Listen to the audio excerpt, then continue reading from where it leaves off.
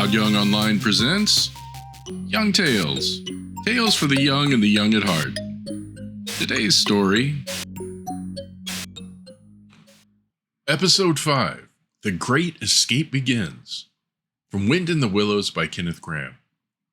Now when Toad found himself immured in a dank and noisome dungeon, and knew that all the grim darkness of a medieval fortress lay between him and the outer world of sunshine and well-metalled high roads where he had lately been so happy, disporting himself as if he had brought up every road in England, he flung himself at full length on the floor and shed bitter tears and abandoned himself to dark despair.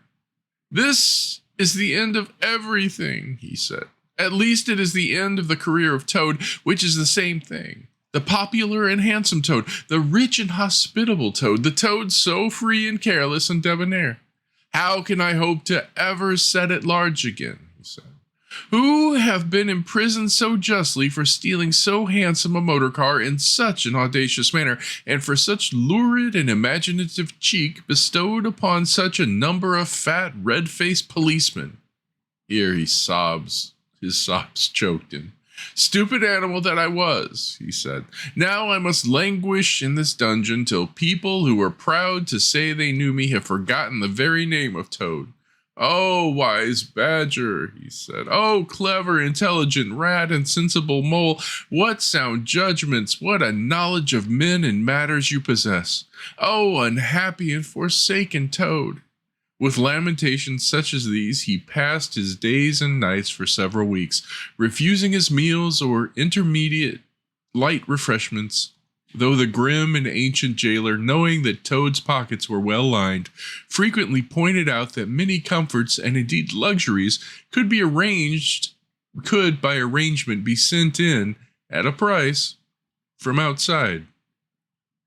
Now the jailer had a daughter, a pleasant wench and good-hearted, who assisted her father in the lighter duties of his post. She was particularly fond of animals, and besides her canary, whose cage hung on a nail in the massive wall of the keep by day, to the great annoyance of prisoners who relished an after-dinner nap, and was shrouded in an antimacassar on the parlor table at night, she kept several piebald mice and a restless revolving squirrel. This kind-hearted girl, pitying the misery of Toad, said to her father one day, "Father, I can't bear to see that poor beast so unhappy, and getting so thin. You let me have the managing of him. You know how fond of animals I am. I'll make him eat from my hand and sit up and do all sorts of things." Her father replied that she could do what she liked with him. He was tired of Toad and his sulks and his airs and his meanness. So that day she went on her errand of mercy and knocked at the door of Toad's cell. "Now cheer up, Toad," she said coaxingly on entering, "and sit up and dry your eyes and be a sensible animal. And do try and eat a bit of dinner. See, I've brought you some of mine, hot from the oven." It was Bubble and Squeak, between two plates, and its fragrance filled the narrow cell. The penetrating smell of cabbage reached the nose of Toad as he lay prostrate in his misery on the floor, and gave him the idea for a moment that perhaps life was not such a blank and desperate thing as he had imagined. But still he wailed, and kicked with his legs, and refused to be comforted. So the wise girl retired for the time, but of course, a good deal of the smell of hot cabbage remained behind, as it will do, and Toad, between his sobs, sniffed and reflected and gradually began to think new and inspiring thoughts. Of chivalry and poetry and deeds still to be done, of broad meadows and cattle browsing in them, raked by sun and wind, of kitchen gardens and straight herb borders, and warm snapdragons beset by bees, and of the comforting clink of dishes set down on the table at Toad Hall, and the scrape of chair legs on the floor, as every one pulled himself close up to his work. The air of the narrow cell took a rosy tinge. He began to think of his friends and how they would surely be able to do something, of lawyers and how they would have enjoyed his case, and what an ass he had been not to get in a few. And lastly, he thought of his own great cleverness and resource, and all that he was capable of if he only gave his great mind to it, and the cure was almost complete. When the girl returned some hours later, she carried a tray with a cup of fragrant tea steaming on it, and a plate piled up with a very hot buttered toast, cut thick, very brown on both sides, with the butter running through the holes in it in great golden drops, like honey from the honeycomb. The smell of that buttered toast simply talked to Toad, and with no uncertain voice, talked of warm kitchens, of breakfasts on bright frosty mornings, of cozy parlor firesides on winter evenings, when one's bramble oat was over, and slippered feet were propped on the fender, of the purring of contented cats and the twitter of sleepy canaries. Toad sat up on end once more, dried his eyes, sipped his tea, and munched his toast, and soon began talking freely about himself, and the house he lived in, and his doings there, and how important he was, and what a lot his friends thought of him. The jailer's daughter saw that the topic was doing him as much good as the tea, as indeed it was, and encouraged him to go on. "Tell me about Toad Hall," said she. "It sounds beautiful." "Toad Hall," said Toad proudly, "is an eligible, self-contained gentleman's residence, very unique, dating in part from the 14th century, but replete with every modern convenience. Up-to-date sanitation, 5 minutes from church, post office, and golf links, suitable for—" "Bless the animal," said the girl, laughing. "I don't want to take it. Tell me something real about it. But first, wait till I fetch you some more tea and toast." She tripped away and presently returned with a fresh trayful, and Toad, pitching into the toast with avidity, his spirits quite restored to their usual level, told her about the boathouse and the fish pond and the old walled kitchen garden, and about the pigsties and the stables and the pigeon house and the hen house, and about the dairy and the wash house and the china cupboards and the linen presses, she liked that bit especially, and about the banqueting hall and the fun they had there when the other animals were gathered around the table, and Toad was at his best, singing songs, telling stories, carrying on generally. Then she wanted to know about his animal friends, and was very interested in all he had to tell her about them and how they lived, and what they did to pass their time. Of course, she did not say she was fond of animals as pets, because she had the sense to see that Toad would be extremely offended. When she said good night, having filled his water jug and shaken up his straw for him, Toad was very much the same sanguine, self-satisfied animal that he had been of old.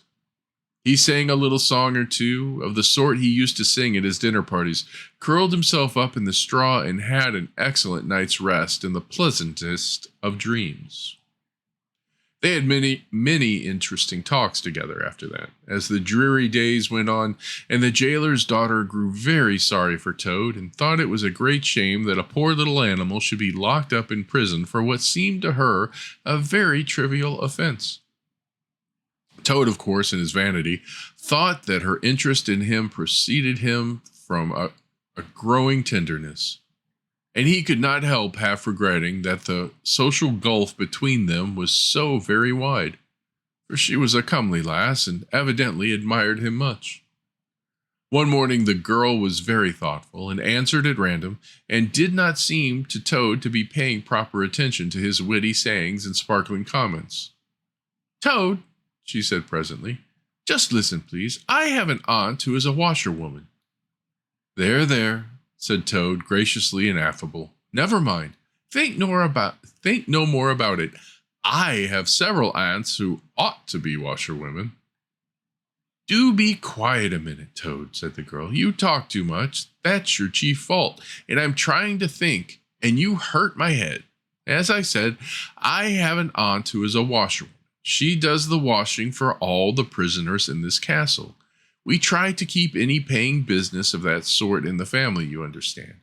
She takes out the washing on Monday morning and brings it in on Friday evening. This is a Thursday. Now, this is what occurs to me.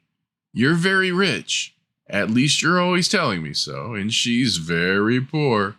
A few pounds wouldn't make any difference to you, and it would mean a lot to her. Now, I think if she were properly approached, squared, I believe, squared, I believe is the word you animals use, you could come to some arrangement by which she would let you have her dress and bonnet and so on, and you could escape from the castle as the official washerwoman. You're very alike in many respects, particularly about the figure. We're not, said the toad in a huff. I have a very elegant figure for what I am. So has my aunt, replied the girl, for what she is. But have it your own way, you horrid, proud, ungrateful animal, when I am sorry for you and trying to help you. Yes, that's all right. Thank you very much indeed, said the toad hurriedly. But look here, you wouldn't surely have Mr. Toad of Toad Hall going about the country disguised as a washerwoman. Then you can stop here as a toad, replied the girl with much spirit. I suppose you want to go off in a coach and four. Honest Toad was always ready to admit himself in the wrong.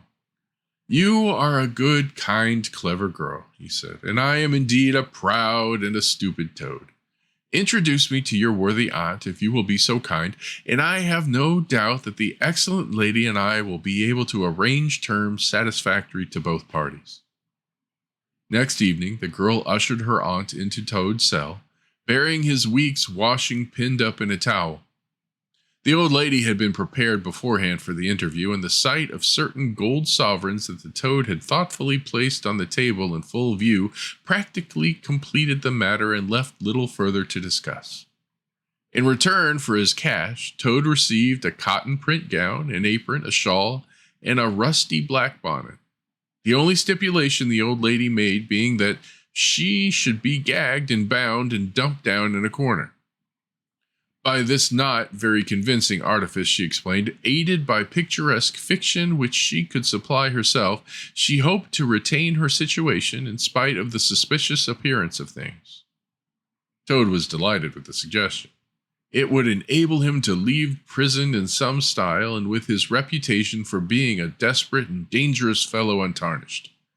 And he readily helped the jailer's daughter to make her aunt appear as much as possible the victim of circumstances over which she had no control. Now it's your turn, Toad, said the girl.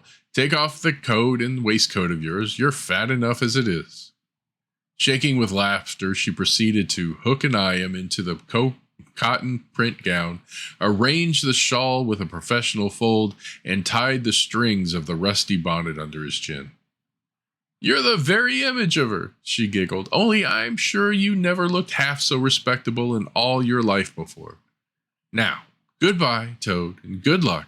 Go straight down the way you came up, and if anyone says anything to you, as they probably will, being but men, you can chafe back a bit, of course, but remember, you're a widow woman, quite alone in the world, with a character to lose. With a quaking heart, but as firm a footstep as he could command, Toad set forth cautiously on what seemed to be a most harebrained and hazardous undertaking. But he was soon agreeably surprised to find how easy everything was made for him, and a little humbled at the thought that both his popularity and the sex that seemed to inspire it were really another's. The washerwoman's squat figure in its familiar cotton print seemed a passport for every barred door and grim gateway. Even when he hesitated, uncertain as to the right turning to take, he found himself helped out of his difficulty by the warder at the next gate, anxious to be off to his tea, summoning him to come along sharp and not keep him waiting there all night. The chaff and the humorous sallies to which he was subjected, and to which, of course, he had to provide prompt and effective reply, formed, indeed, his chief danger. For Toad was an animal with a strong sense of his own dignity, and the chaff was mostly, he thought, poor and clumsy, and the humor of the sallies entirely lacking. However, he kept his temper, though with great difficulty, suited his retorts to his company and his supposed character, and did his best not to overstep the limits of good taste. It seemed hours before he crossed the last courtyard, rejected the pressing invitations from the last guardroom, and dodged the outspread arms of the last warder, pleading with simulated passion for just one farewell embrace. But at last he heard the wicket gate and the great outer door click behind him, felt the fresh air of the outer world upon his anxious brow, and knew that he was free. Dizzy with the easy success of his daring exploit, he walked quickly toward the lights of the town, not knowing in the least what he should do next, only quite certain of one thing, that he must remove himself as quickly as possible from the neighborhood where the lady he was forced to represent was so well known and so popular a character. As he walked along, considering, his attention was caught by some red and green lights a little way off, to one side of the town, and the sound of the puffing and snorting of engines and the banging of shunted trucks fell on his ear. Aha! He thought, this is a piece of luck. A railway station is the thing I want most in the whole world at this moment, and what's more, I needn't go through the town to get it, and shan't have to support this humiliating character by repartees which, though thoroughly effective, do not assist one's sense of self-respect. He made his way to the station accordingly, consulted a timetable, and found that a train bound more or less in the direction of his home was due to start in half an hour. More luck, said Toad, his spirits rising rapidly, and went off to the booking office to buy his ticket. He gave the name of the station that he knew to be nearest to the village of which Toad Hall was the principal feature, and mechanically put his fingers in search of the necessary money where his waistcoat pocket should have been. But here the cotton gown, which had nobly stood by him so far, and which he had basely forgotten, intervened and frustrated his efforts. In a sort of nightmare, he struggled with the strange, uncanny thing that seemed to hold his hands, turn all muscular strivings to water, and laugh at him all the time, while other travelers, forming up in a line behind, waited with impatience, making suggestions of more or less value and comments of more or less stringency at point. At last, somehow, he never rightly understood how, he burst the barriers, attained the goal, arrived at where all waistcoat pockets are eternally situated, and found not only no money, but no pocket to hold it, and no waistcoat to hold the pocket. To his horror, he recollected that he had left both coat and waistcoat behind him in his cell, and with him his pocketbook, money, keys, watch, matches, pencil case, all that makes life worth living, all that distinguishes the many-pocketed animal, the lord of creation, from the inferior one-pocketed or no-pocketed productions that hop or trip about permissively, unequipped for the real contest. In his misery, he made one desperate effort to carry the thing off, and with a return to his fine old manner, a blend of the squire and the college don, he said, "Look here, I find I've left my purse behind. Just give me that ticket, will you, and I'll send the money on tomorrow. I'm well known in these parts." The clerk stared at him with the rusty black bonnet a moment, and then laughed. "I should think you were pretty well known in these parts," he said, "if you've tried this game on often. Here, stand away from the window, please, madam. You're obstructing the other passengers." An old gentleman who had been prodding him in the back for some moments here thrust him again, and, what was worse, addressed him as his good woman, which angered Toad more than anything that had occurred that evening. Baffled and full of despair, he wandered blindly down the platform where the train was standing. The tears trickled down each side of his nose. It was hard, he thought, to be within sight of safety and almost of home, and to be balked by the want of a few wretched shillings and by the pettifogging mistrustfulness of paid officials. Very soon his escape would be discovered. The hunt would be up. He would be caught, reviled, loaded with chains, dragged back again to prison, and bread and water and straw. His guards and penalties would be doubled, and oh, what sarcastic remarks the girl would make.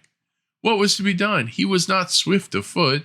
His figure was unfortunately recognizable. Could he not squeeze under the seat of a carriage?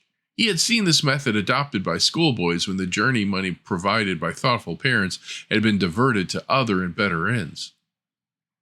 As he pondered, he found himself opposite the engine, which was being oiled, wiped, and generally caressed by its affectionate driver, a burly man with an oil can in one hand and a lump of cotton waste in the other. "Hello, mother," said the engine driver. "What's the trouble? You don't look particularly cheerful." "Oh, sir," said Toad, crying afresh, "I am a poor, unhappy washerwoman, and I've lost all my money and can't pay for a ticket. And I must get home tonight somehow, and whatever I am to do, I don't know. Oh, dear, oh, dear." "That's a bad business indeed," said the engine driver reflectively. "Lost your money and can't get home, and got some kids, too, waiting for you, I dare say." "Any amount of 'em," sobbed Toad. "And they'll be hungry and playing with matches and upsetting lamps, the little innocents, and quarreling and going on generally. Oh, dear, oh, dear." "Well, I'll tell you what I'll do," said the good engine driver. "You're a washerwoman to your trade," says you. "Very well, that's that. And I'm an engine driver, as you well may see, and there's no denying it's terribly dirty work. Uses up a power of shirts, it does, till my missus is fair tired of washing 'em. If you'll wash a few shirts for me when you get home and send 'em along, I'll give you a ride on my engine. It's against the company's regulations, but we're not so very particular in these out-of-the-way parts." The Toad's misery turned into rapture as he eagerly scrambled up into the cab of the engine. Of course, he had never washed a shirt in his life and couldn't if he tried, and anyhow, he wasn't going to begin. But he thought, when I get safely home to Toad Hall and have money again, pockets to put it in, I will send the engine driver enough to pay for quite a quantity of washing, and that will be the same thing or better. The guard waved his welcome flag. The engine driver whistled in cheerful response, and the train moved out of the station.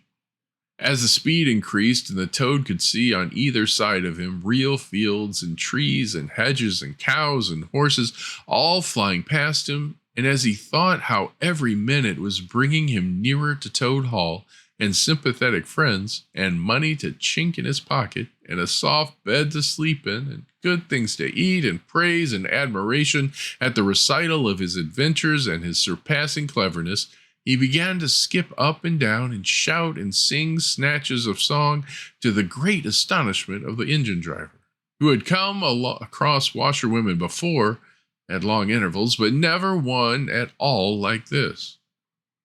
They had covered many and many a mile, and Toad was already considering what he would have for supper as soon as he got home, when he noticed that the engine driver, with a puzzled expression on his face, was leaning over the side of the engine and listening hard. Then he saw him climb onto the coals and gaze out over the top of the train. Then he returned and said to Toad, "It's very strange. We're the last train running in this direction tonight, yet I could be sworn that I heard another following us." Toad ceased his frivolous antics at once. He became grave and depressed, and a dull pain in the lower part of his spine, communicating itself to his legs, made him want to sit down and try desperately not to think of all the possibilities. By this time, the moon was shining brightly, and the engine driver, steadying himself on the coal, could command a view of the line behind them for a long distance. Presently, he called out, "I can see it clearly now. It is an engine on our rails, coming along at a great pace. It looks as if we were being pursued." The miserable Toad, crouching in the coal dust, tried hard to think of something to do, with dismal want of success. "They are gaining on us fast," cried the engine driver, "and the engine is crowded with the queerest lot of people. Men like ancient warders, waving halberds, police in their helmets, waving truncheons, and shabbily dressed men in pot hats, obvious and unmistakable plainclothes detectives, even at this distance, waving revolvers and walking sticks, all waving and all shouting the same thing, 'Stop, stop, stop!'" Then Toad fell on his knees among the coals, and raising his clasped paws in supplication, cried, "Save me, only save me, dear, kind Mr. Engine Driver, and I will confess everything. I am not the simple washerwoman I seem to be. I have no children waiting for me, innocent or otherwise. I am a Toad, the well-known and popular Mr. Toad, a land proprietor. I have just escaped by my great daring and cleverness from a loathsome dungeon into which my enemies had flung me.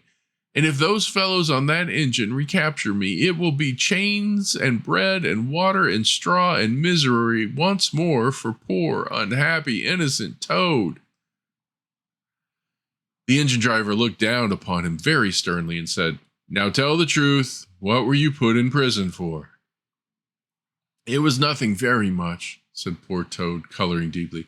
I only borrowed a motor car while the owners were at lunch.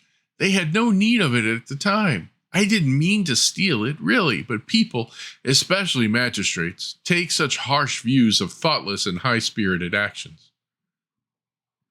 The engine driver looked very grave and said, I fear that you have been indeed a wicked Toad, and by rights I ought to give you up to offended justice.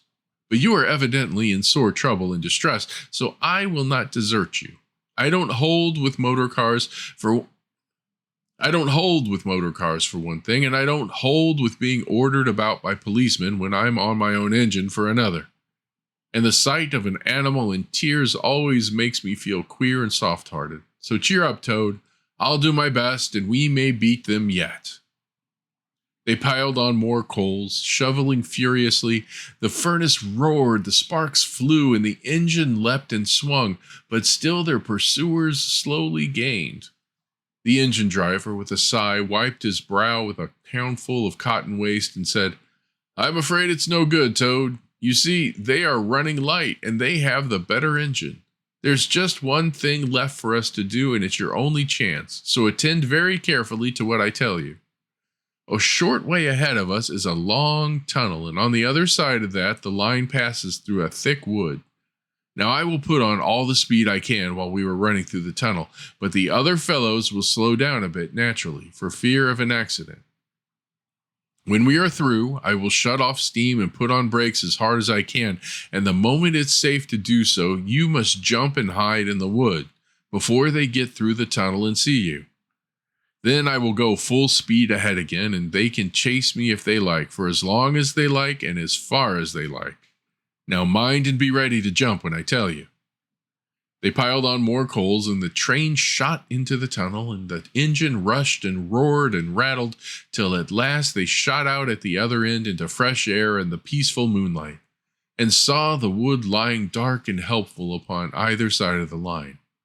The driver shut off steam and put on brakes. The Toad got down on the step, and as the train slowed down to almost a walking pace, he heard the driver call out, Now, jump! The Toad jumped, rolled down a short embankment, picked himself up unhurt, scrambled into the wood and hid. Peeping out, he saw his train get up speed again and disappeared at a great pace. Then out of the tunnel burst the pursuing engine, roaring and whistling, her motley crew waving their various weapons and shouting, Stop! Stop! Stop! When they were past, the Toad had a hearty laugh for the first time since he was thrown into prison.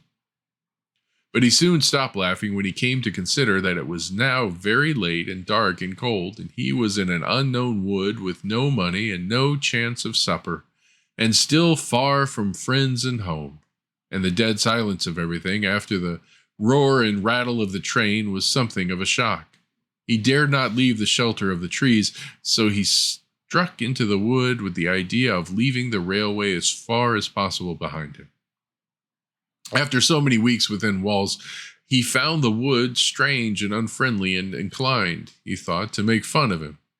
Night jars sounding their mechanical rattle made him think that the wood was full of searching wanderers, or warders, closing in on him. An owl, swooping noiselessly toward him, brushed his shoulder with its wing, making him jump with the horrid certainty that it was a hand.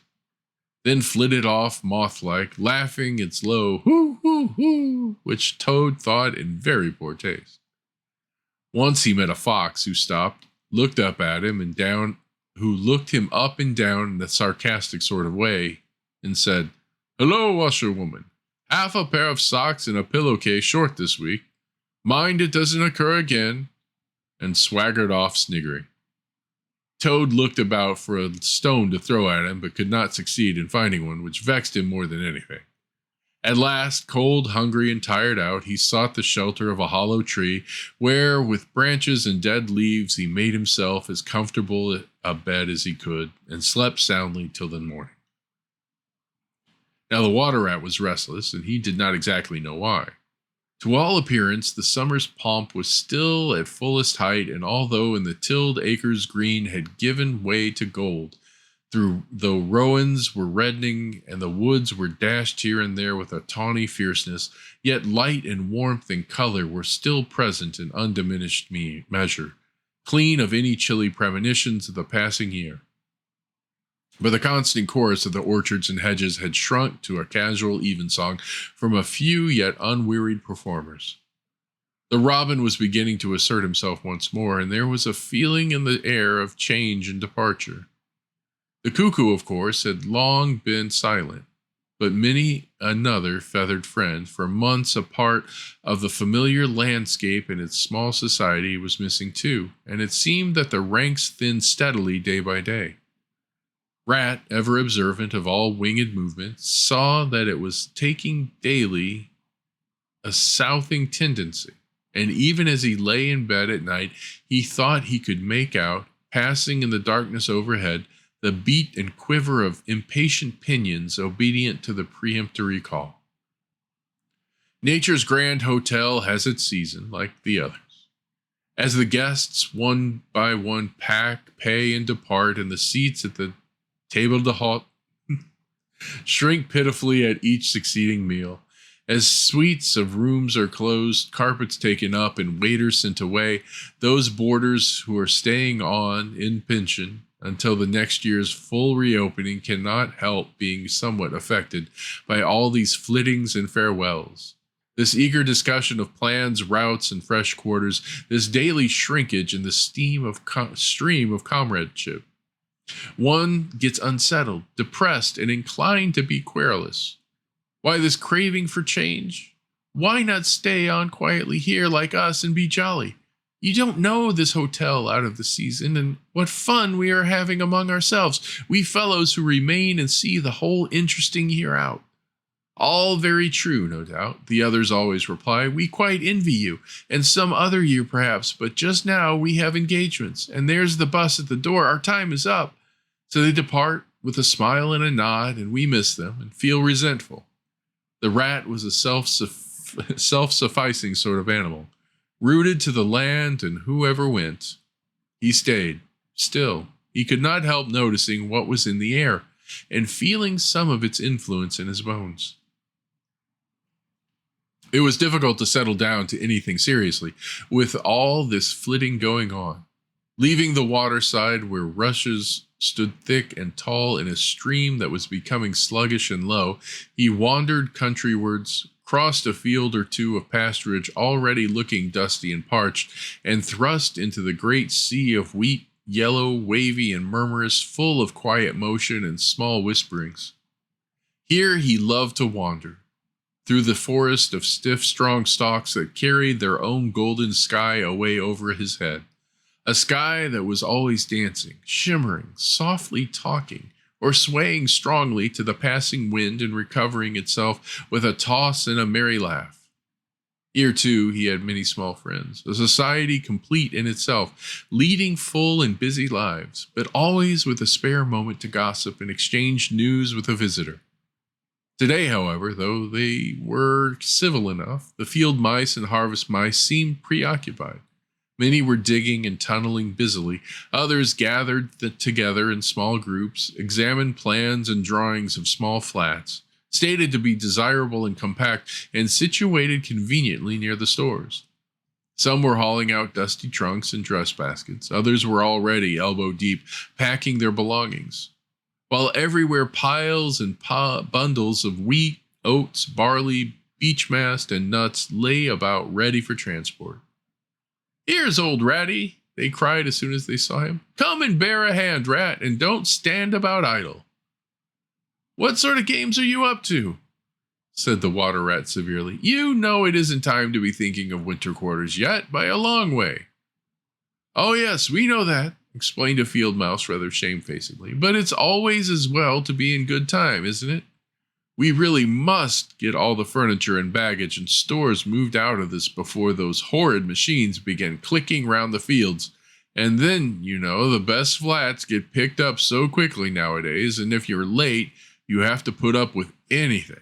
And they want such a lot of doing up, too, before they're fit to move into. Of course, we're early. We know that. but we're only just making a start. Oh, bother starts, said Rat. It's a splendid day. Come for a row or a stroll along the hedges or a picnic in the woods or something. Well, I think not today, thank you, replied the field mouse hurriedly. Perhaps some other day when we've more time? The rat, with a snort of contempt, swung round to go, tripped over a hat box, and fell with undignified remarks. If people would be more careful, said the field mouse rather stiffly, and look where they're going, people wouldn't hurt themselves and forget themselves. Mind that hold, all rat. You better sit down somewhere. In an hour or two, we may be more free to attend to you. You won't be free, as you call it, much this side of Christmas. I can see that, retorted the rat grumpily, as he picked his way out of the field. He returned somewhat despondently to his river again, his faithful, steady-going old river, which never packed up, flitted, or went into winter quarters. In the osiers, which fringed the bank, he spied a swallow sitting. Presently it was joined by another, and then by a third, and the birds, fidgeting restlessly on their bough, talked together earnestly and low. What? Already? Said the rat, strolling up to them. What's the hurry? I call it simply ridiculous. Oh, we're not off yet, if that's what you mean, replied the first swallow. We're only making plans and arranging things. Talking it over, you know. What route we're taking this year and where we'll stop and so on. That's half the fun. Fun? Said the rat. Now that's just what I don't understand.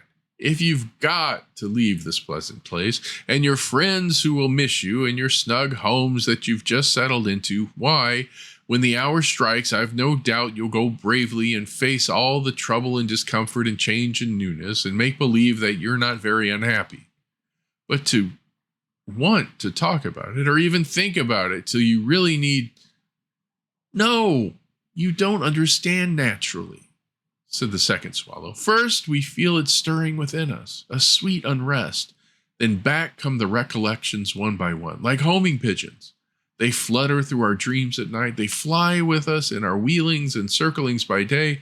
We hunger to inquire of each other, to compare notes and assure ourselves that it was all really true, as one by one the scents and sounds and names of long-forgotten places come gradually back and beckon to us. Couldn't you stop on for just this year? Suggested the water rat wistfully. We'll all do our best to make you feel at home. You've no idea what good times we have here while you're far away. I tried stopping on one year, said the third swallow. I had grown so fond of the place that when the time came, I hung back and let the others go on without me. For a few weeks it was all well enough, but afterwards, oh, the weary length of the nights, the shivering, sunless days, the air so clammy and chill, and not an insect in an acre of it. No, it was no good. My courage broke down, and one cold, stormy night I took wing, flying well inland on account of the strong easterly gales. It was snowing hard as I beat through the passes of the great mountains, and I had a stiff fight to win through. But never shall I forget the blissful feeling of the hot sun again on my back as I sped down to the lakes that lay so blue and placid below me. And the taste of the first fat insect. The past was like a bad dream. The future was all happy holiday as I moved southwards week by week, easily, lazily, lingering as long as I dared, but always heeding the call. No, I had my warning. Never again did I think of disobedience. Ah, yes, the call of the South, twittered the other two dreamily. Its songs, its hues, its radiant air. Oh, do you remember? And forgetting the rat, they slid into passionate reminiscence while he listened fascinated, and his heart burned within him. In himself, too, he knew that it was vibrating at last, that chord hitherto dormant and unsuspected. The mere chatter of these southbound birds, their pale and second-hand reports, had yet power to awaken this wild new sensation and thrill him through and through with it. What would one moment of the real thing work in him? one passionate touch of the real southern sun, one waft of the authentic odor. With closed eyes, he dared to dream a moment in full abandonment.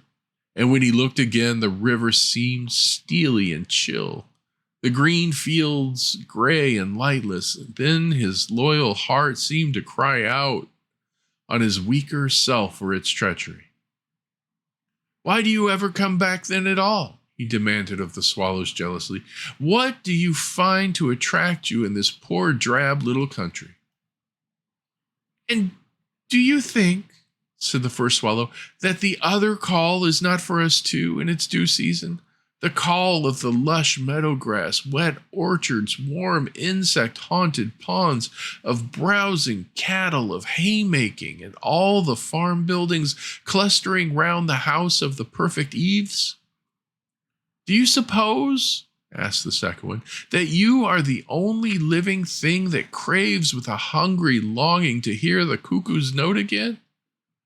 "In due time," said the third, "we shall be homesick once more for quiet water lilies swaying on the surface of an English stream, but today all that seems pale and thin and very far away. Just now our blood dances to the other music." They fell a-twittering among themselves once more, and this time their intoxicating babble was of violet seas, tawny sands, and lizard-haunted walls. Restlessly, the rat wandered off once more, climbed the slope that rose gently from the north bank of the river, and lay looking out towards the great ring of downs that barred his vision further southwards. His simple horizon hitherto, his mountains of the moon, his limit behind which lay nothing he had cared to see or to know. Today, to him gazing south with a newborn need stirring in his heart, the clear sky over their long, low outlines seemed to pulsate with promise. Today, the unseen was everything. The unknown, the only real fact of life. On this side of the hills was now the real blank. On the other lay the crowded and colored panorama that his inner eye was seeing so clearly. What seas lay beyond, green, leaping and crested? What sunbathed coasts, along which the white villas glittered against the olive woods? What quiet harbors thronged with gallant shipping bound for purple islands of wine and spice, islands set low in languorous waters? He rose and descended riverwards once more, then changed his mind and sought the side of the dusty lane. There, lying half buried in the thick, cool underhedge tangled that bordered it, he could muse on the metalled road and all the wondrous world that it led to, on all the wayfarers, too, that might have trodden it, and the fortunes and adventures they had gone to seek or found unseeking out there, beyond and beyond. Footsteps fell on his ear, and the figure of one that walked somewhat wearily came into view. And he saw that it was a rat, and a very dusty one. The wayfarer, as he reached him, saluted with a gesture of courtesy that had something foreign about it, hesitated a moment, then, with a pleasant smile, turned from the track and sat down by his side in the cool herbage. He seemed tired, and the rat let him rest unquestioned, understanding something of what was in his thoughts, knowing, too, the value all animals attach at times to mere silent companionship when the weary muscles slacken and the mind marks time. The wayfarer was lean and keen-featured, and somewhat bowed at the shoulders. His paws were thin and long, his eyes much wrinkled at the corners, and he wore small gold earrings in his neatly set, well-shaped ears. His knitted jersey was of a faded blue, his breeches, patched and stained, were based on a blue foundation, and his small belongings that he carried were tied up in a blue cotton handkerchief. When he had rested a while, the stranger sighed, snuffed the air, and looked about him. "That was clover, that warm whiff on the breeze," he remarked, "and those are cows we hear cropping the grass behind us and blowing softly between mouthfuls. There is a sound of distant reapers, and yonder rises a blue line of cottage smoke against the woodland. The river runs somewhere close by, for I hear the call of a moorhen, and I see by your build that you're a freshwater mariner. Everything seems asleep and yet going on all the time. It is a goodly life that you lead, friend, no doubt the best in the world, if only you are strong enough to lead it. Yes, it's the life, the only life to live, responded the water rat dreamily, and without his usual wholehearted conviction. I did not say exactly that, replied the stranger cautiously, but no doubt it's the best. I've tried it and I know. And because I've just tried it, 6 months of it, you know it's the best. Here I am, footsore and hungry, tramping away from it, tramping southwards, following the old call back to the old life, the life which is mine and which will not let me go. Is this then another of them? Mused the rat. And where have you just come from? He asked. He hardly dared to ask where he was bound for. He seemed to know the answer only too well. Nice little farm, replied the wayfarer briefly. Up along in that direction. He nodded northwards. Never mind about it. I had everything I could want, everything I had any right to expect of life, and more. And here I am, glad to be here all the same, though glad to be here. So many miles further on the road, so many hours nearer to my heart's desire. His shining eyes held fast to the horizon, and he seemed to be listening for some sound that was wanting from that inland acreage, vocal as it was with the cheerful music of pasturage and farmyard. You are not one of us, said the water rat, nor yet a farmer, nor even, I should judge, of this country. Right, replied the stranger. I'm a seafaring rat, I am, and the port I originally hail from is Constantinople, though I am a sort of a foreigner there too, in a manner of speaking. You will have heard of Constantinople, friend? A fair city and an ancient and glorious one, and you may have heard, too, of Sigurd, king of Norway, and how he sailed thither with 60 ships, and how he and his men rode up through streets all canopied in their honor with purple and gold, and how the emperor and empress came down and banqueted with him on board his ship. When Sigurd returned home, many of his Northmen remained behind and entered the emperor's bodyguard, and my ancestor, a Norwegian-born, stayed there too, with the ships that Sigurd gave the emperor. Seafarers we have ever been, and no wonder.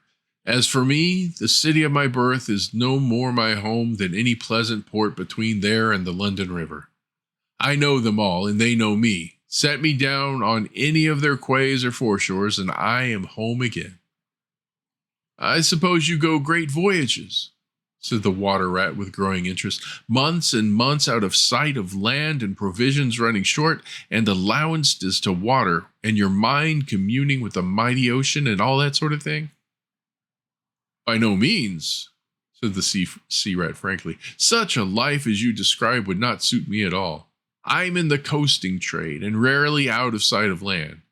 It's the jolly times on shore that appeal to me as much as any seafaring. Oh, those southern seaports, the smell of them, the riding lights at night, the glamour. Well, perhaps you have chosen the better way, said the water rat, but rather doubtfully. Tell me something of your coasting, then, if you have a mind to, and what sort of harvest an animal of spirit might hope to bring home from it to warm his latter days with gallant memories by the fireside. For my life, I confess to you, feels to me today somewhat narrowed and circumscribed.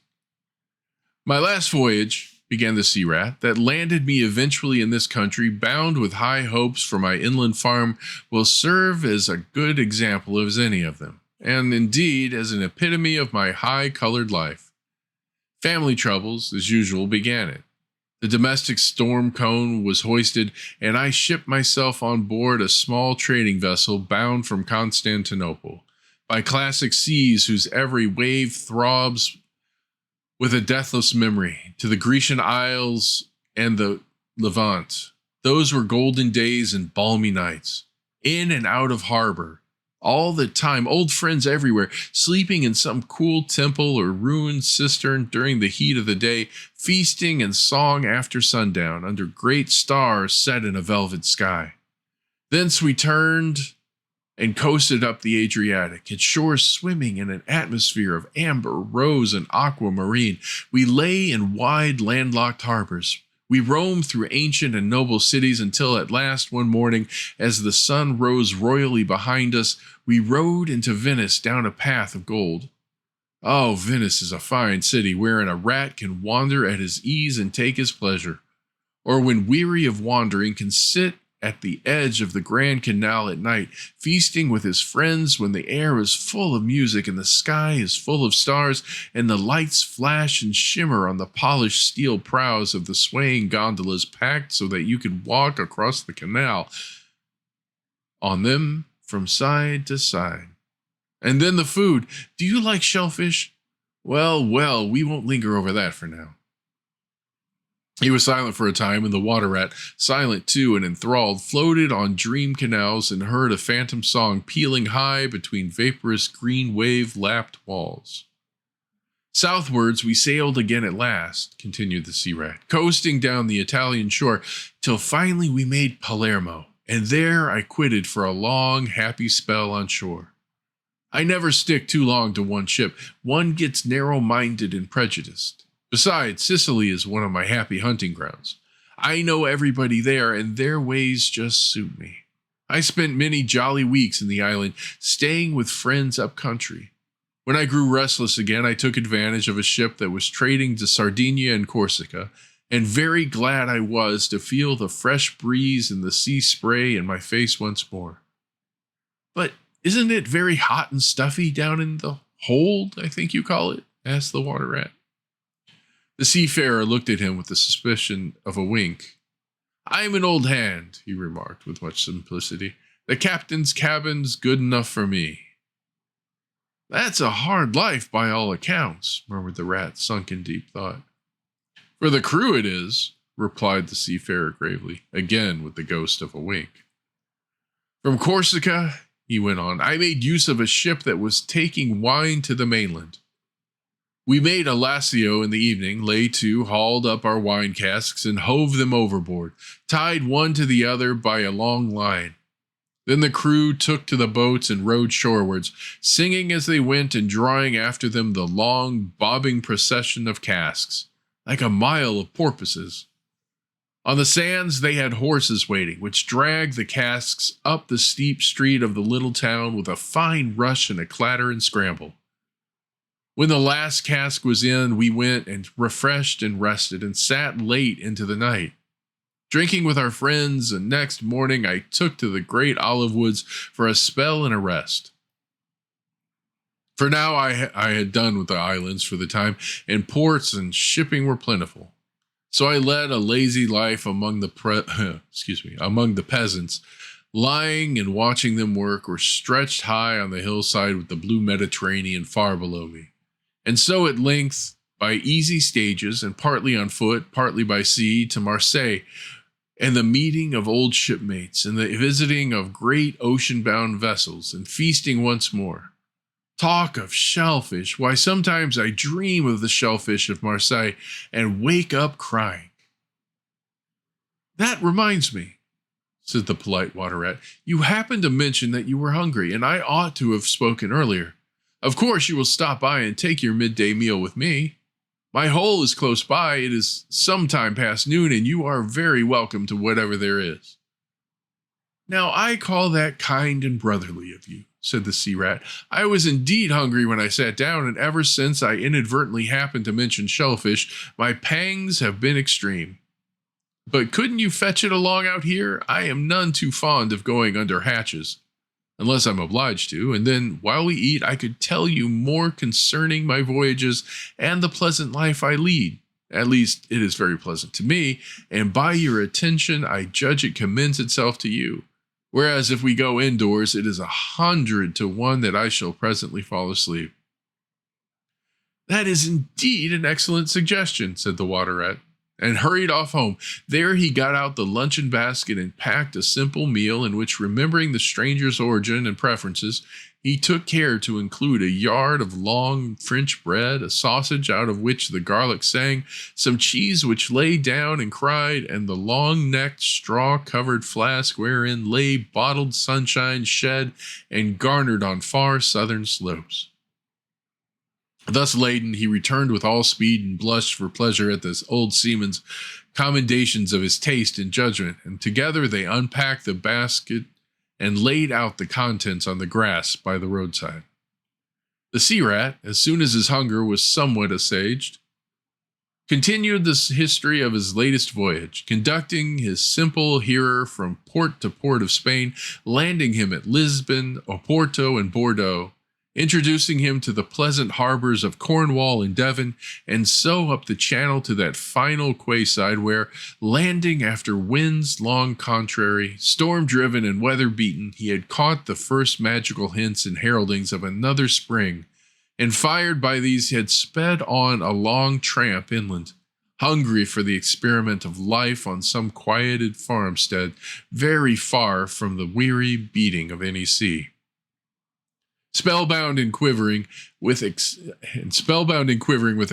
the water rat followed the adventurer league by league over stormy bays, through crowded roadsteads, across harbor bars on a racing tide, up winding rivers that hid their busy little towns round a sudden turn, and left him with a regretful sigh planted at his dull inland farm, which he desired to hear nothing. By this time their meal was over, and the seafarer, refreshed and strengthened, his voice more vibrant, his eye lit with a brightness that seemed caught from some far-away sea beacon, filled his glass with the red and glowing vintage of the south, and, leaning towards the water rat, compelled his gaze and held him, body and soul, while he talked. Those eyes were of the changing foam-streaked gray-green of leaping northern seas. In the glass shone a hot ruby that seemed the very heart of the South, beating for him who had the courage to respond to its pulsation. The twin lights, the shifting gray and the steadfast red, mastered the water rat and held him bound, fascinated, powerless. The quiet world outside their rays receded far away and ceased to be. And the talk, the wonderful talk, flowed on, or was it speech entirely, or did it pass at times into song, chanty of the sailors weighing and the dripping anchor, sonorous hum of the shrouds in the northern tearing northeaster, ballad of the fisherman hauling his nets at sundown against an apricot sky, chords of guitar and mandolin from gondola or cake? Did it change into the cry of the wind, plaintive at first, angrily shrill as it freshened, rising to a tearing whistle, sinking to a musical trickle of air from the leach of the bellying sail? All these sounds the spellbound listener seemed to hear, and with them the hungry complaint of the gulls and the sea-mews, the soft thunder of the breaking wave, the cry of the protesting shingle. Back into speech again it passed, and with beating heart he was following the adventures of a dozen seaports, the fights, the escapes, the rallies, the comradeship, the gallant undertakings, or he searched islands for treasure, fished in still lagoons, and dozed all day long on warm white sand. Of deep-sea fishings he heard tell, in mighty silver gatherings of the mile-long net, of sudden perils, noise of breakers on a moonless night, or the tall bows of the great liner taking shape overhead through the fog. Of the merry homecoming, the headland rounded, the harbor lights opened out, the group seen dimly on the quay, the cheery hail, the splash of the hawser, the trudge up the steep little street towards the comforting glow of red-curtained windows. Lastly, in his waking dream, it seemed to him that the adventurer had risen to his feet, but was still speaking, still holding him fast with his sea-gray eyes. "And now," he was softly saying, "I take to the road again, holding on southwestwards for many a long and dusty day, till at last I reach the little gray sea town I know so well, that clings along one steep side of the harbor. There, through dark doorways, you look down flights of stone steps overhung by great pink tufts of valerian and ending in a patch of sparkling blue water. The little boats that lie tethered to the rings and stanchions of the old seawall are gaily painted as those I clambered in and out of in my own childhood. The salmon leap on the flood tide. Schools of mackerel flash and play past quaysides and foreshores, and by the windows of great vessels glide night and day up to their moorings or forth to the open sea. There, sooner or later, the ships of all seafaring nations arrive, and there, at its destined hour, the ship of my choice will let go its anchor. I shall take my time, I shall tarry and bide till at last the right one lies waiting for me, warped out into midstream, loaded low, her bowsprit pointing down harbor. I shall slip on board by boat or a long hawser, and then one morning I shall wake to the song and tramp of the sailors, the clink of the capstan, and the rattle of the anchor chain coming merrily in. We shall break out the jib and the foresail. The white houses on the harbor side will glide slowly past us as she gathers steering way, and the voyage will have begun.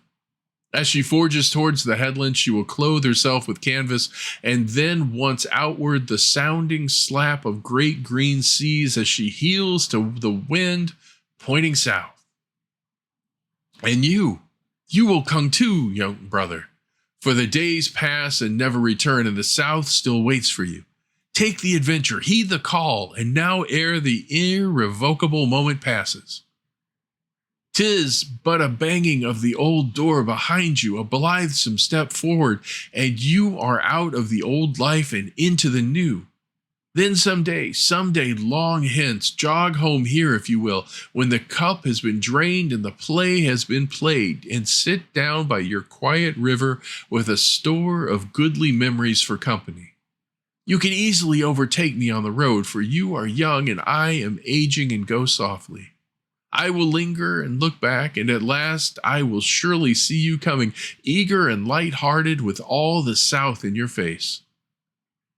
The voice died away and ceased as an insect's tiny trumpet dwindles softly and swiftly into silence.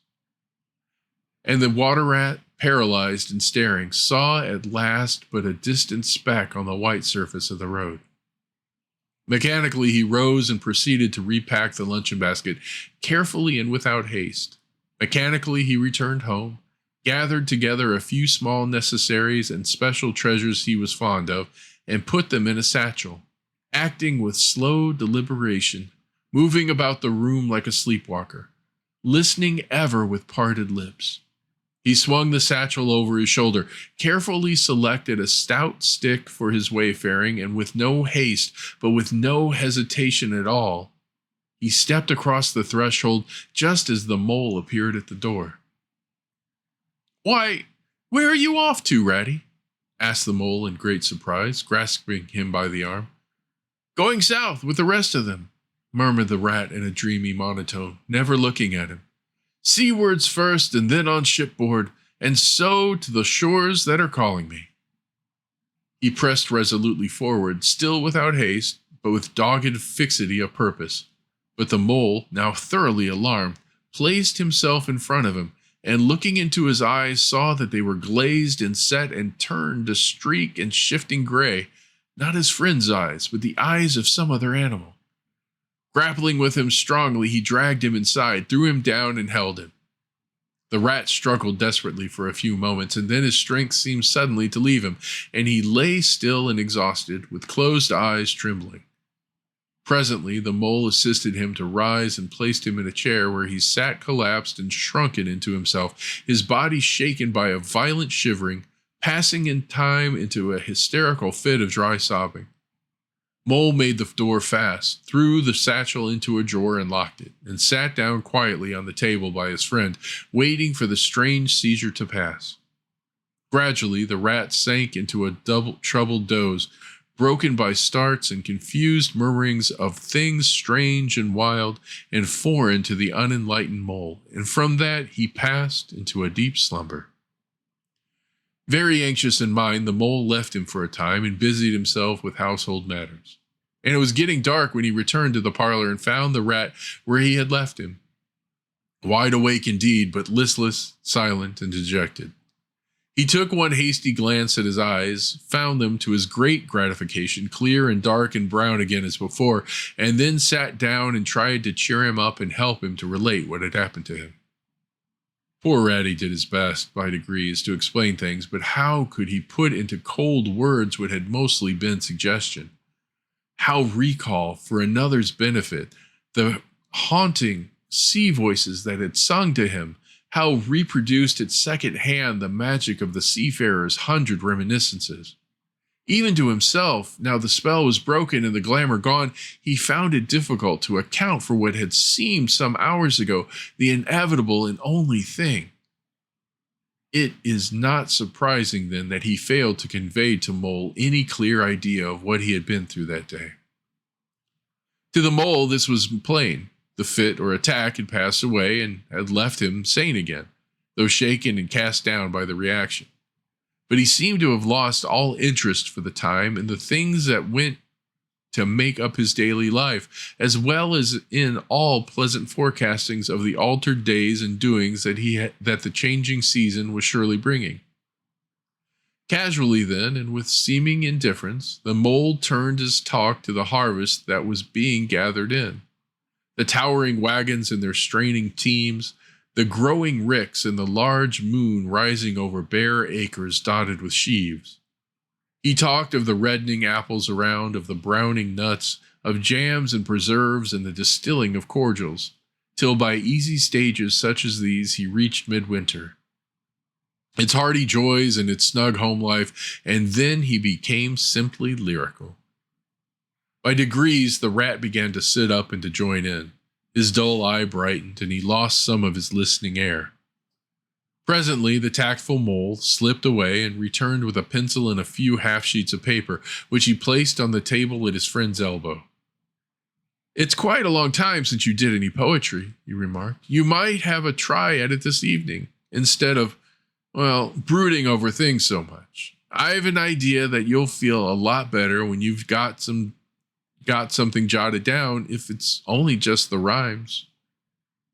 The rat pushed the paper away from him wearily, but the discreet Mole took occasion to leave the room, and when he peeped in again some time later, the rat was absorbed and deaf to the world, alternately scribbling and sucking the top of his pencil. It is true that he sucked a good deal more than he scribbled, but it was joy to the Mole to know that the cure had at least begun. But here's where we end for today. Young Tales is produced and narrated by Todd Young from Todd Young Online. If you enjoyed this, please like and subscribe and join us next time for another story. Thank you for your support.